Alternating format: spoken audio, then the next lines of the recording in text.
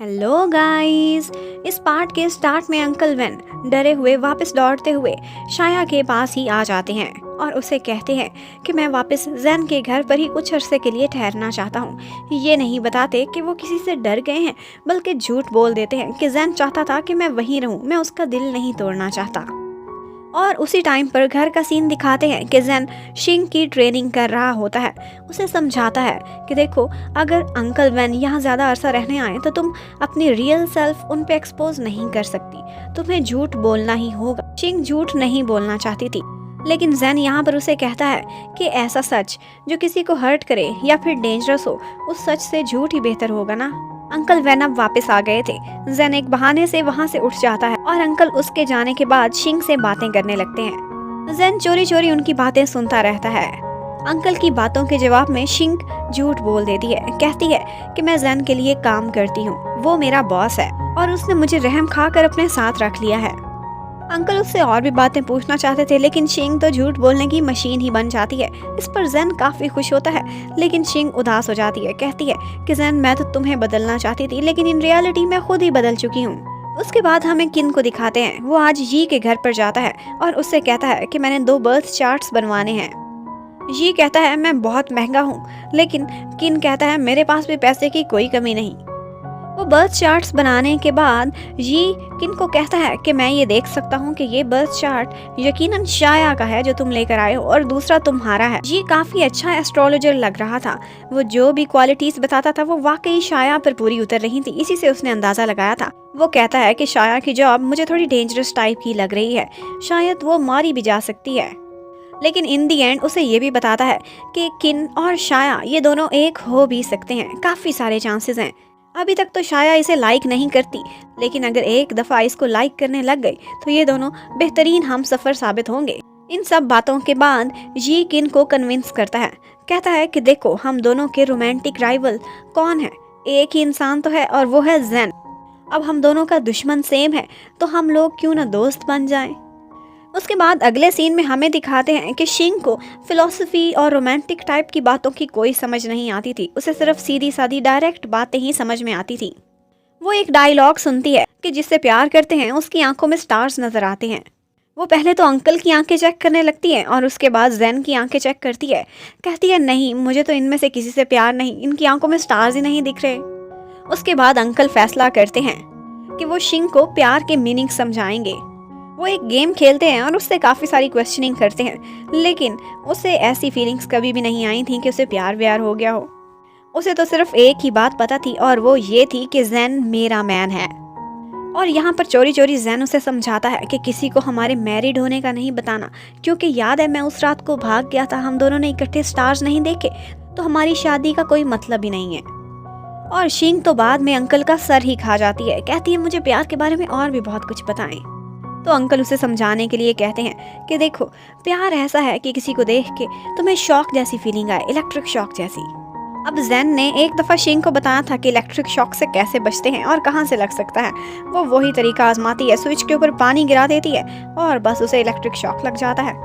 Uncle उसकी चीखें सुनकर आते हैं और साथ में उनको भी शॉक लग जाता है, लेकिन थैंक्स गॉड एंड टाइम पर शाया आ जाती है और उन दोनों की जान बचा लेती है। पर उनकी हालत काफ़ी ख़राब हो चुकी थी। उधर मिस ली का आज बर्थडे था। वो चाहती थी कि जैन उन्हें जरूर विश करने आए, तो जैन को भी जाना पड़ता है।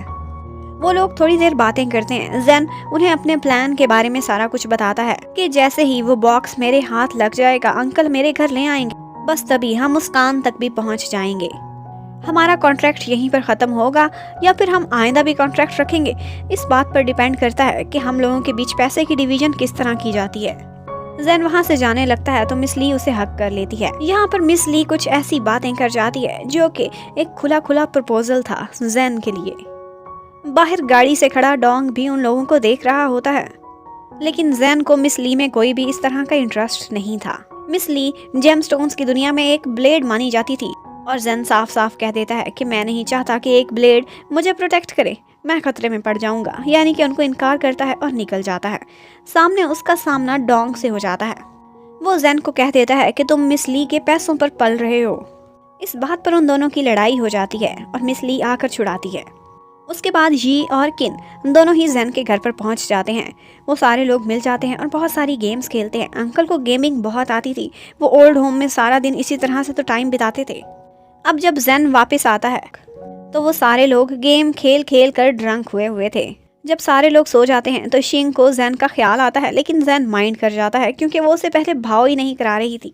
वो रूम में चला जाता है, लेकिन शिंग पीछे पीछे आ जाती है और फिर उससे आकर कहती है कि देखो मुझे आज इलेक्ट्रिक शॉक लगा है, अब मुझे प्यार भी हो जाना चाहिए। वो तो जेन को भी इलेक्ट्रिक शॉक लगवाना चाहती थी, लेकिन वो उसे रोक लेता है और समझाता है कि वो और शॉक होता है, ये और होता है। शिंग को समझ नहीं आ रही थी तो जेन यहाँ पर ऐसा करता है कि उसे नीचे गिराता है और उसे किस करके समझाता है कि ये वाला शॉक होता है। फिर एकदम से उसे पकड़ता है और कमरे से बाहर निकाल देता है। लेकिन यहाँ पर हमें पता चलता है कि उस किस के बाद जेन की धड़कनें उसके काबू में नहीं रही थी। शाया ने रात को गेम खेलते हुए ड्रंक होने का बहाना किया था।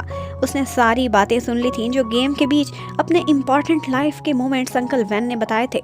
उसके सारों के नोट्स बनाकर वो जेन को दे देती है कि इसे अच्छे से स्टडी कर लो, शायद तुम्हें कोई क्लू मिल जाए। शिंग आज अंकल के पास आकर कहती है कि जेन को मैं अपने होम टाउन अपने साथ सिर्फ इसी सूरत में ले जा सकती हूँ कि वो मुझसे प्यार कर बैठे। लेकिन वो मुझसे प्यार करता है कि नहीं कैसे पता चलेगा। अंकल उसे एक तरीका बताते हैं, कहते हैं कि उससे महंगी से महंगी चीज़ खरीदने को कहो। जो लड़का किसी से प्यार करता है वो फिर पैसे खर्चने की परवाह नहीं करता।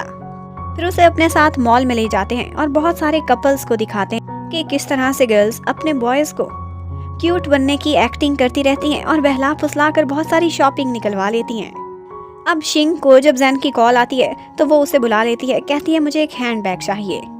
वो जल्दी जल्दी से उस मॉल में आ जाता है। यहाँ पर शिंग फिर से उन्हीं गर्ल्स की कॉपी करती है और क्यूट बनने की एक्टिंग करती है कि प्लीज़ मुझे एक हैंड बैग चाहिए, दिखा दो ना। और फिर वहाँ पे सबसे महंगे वाला हैंड बैग वो चूज़ कर लेती है।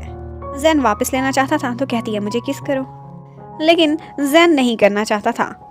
वो आराम से वो बैग उसे खरीद कर दे देता है, लेकिन उस बैग का बिल बनाने के लिए उसे उतारना ही पड़ना था।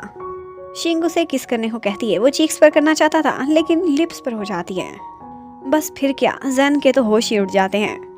इसी सब के बीच शाया और किन उन्होंने उन सैनिटोरियम में, उस ओल्ड हाउस में जहाँ अंकल रहा करते थे, वहाँ पर ऐसे एक्टिंग की थी कि कोई चोर घुस आए हों।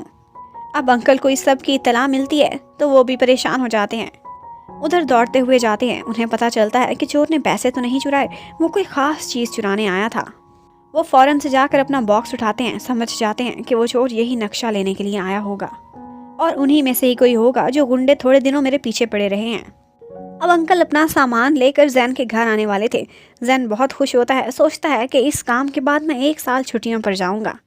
शिंग को कहता है तुम्हें भी अपने साथ एक आइलैंड पर लेकर जाऊंगा, वहाँ बहुत मज़ा आएगा। शिंग कहती है क्या हम वहाँ दोनों इकट्ठे स्टार्स भी देखेंगे, लेकिन जेन कहता है ऐसी गंदी गंदी बातें हर टाइम पर नहीं सोचते। जो तुम्हारा हुलिया है, कौन तुम्हारे साथ स्टार्स देखना चाहेगा। और फिर जेन टीवी में आती हुई एक गॉर्जियस सी नर्स उसे दिखाता है, कहता है इसको देखो कितनी अच्छी लग रही है, यहाँ के लड़कों को ऐसी गर्ल्स पसंद हैं। इतने में अंकल पहुँच जाते हैं और अपना सूटकेस लेकर ऊपर अपने कमरे में चले जाते हैं और फिर अपने उस कीमती बॉक्स को एक जगह पर छुपा लेते हैं। शिंग ने यी को आज अपने घर बुलाया था। वो उसके साथ कोई स्पेशल सी शॉपिंग करने जाना चाहती थी, जबकि उसके पास वही बैग देखकर शाया बहुत जेलस होती है कि इतना महंगा बैग मुझे तो जेन ने कभी भी नहीं लेकर दिया। शिंग यी को कहती है कि मुझे एक वाइट हैट चाहिए, वाइट शर्ट और वाइट स्कर्ट, यानी कि नर्स वाला यूनिफॉर्म। लेकिन उसे इस बारे में नहीं पता था कि ये कोई यूनिफॉर्म है। उसे वैसे कपड़े किसी भी स्टोर पर नहीं मिलते।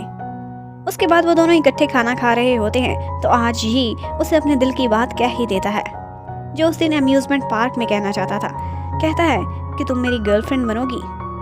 अब शिंग को तो गर्लफ्रेंड का पता नहीं था, लेकिन उसे बातों बातों में समझ आ जाती है। कहती है तुम मेरे मैन बनना चाहते हो, लेकिन सॉरी वो तो मैं जेन को बना चुकी हूँ। जी कहता है कि तुम दोनों की एक दूसरे के लिए फीलिंग्स नहीं है, मुझे मौका तो दे के देखो।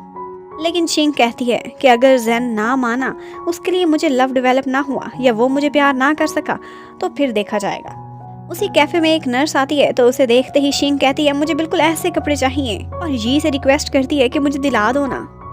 और यहीं पर ही ये पार्ट खत्म होता है। Thank you for watching, stay connected, bye bye.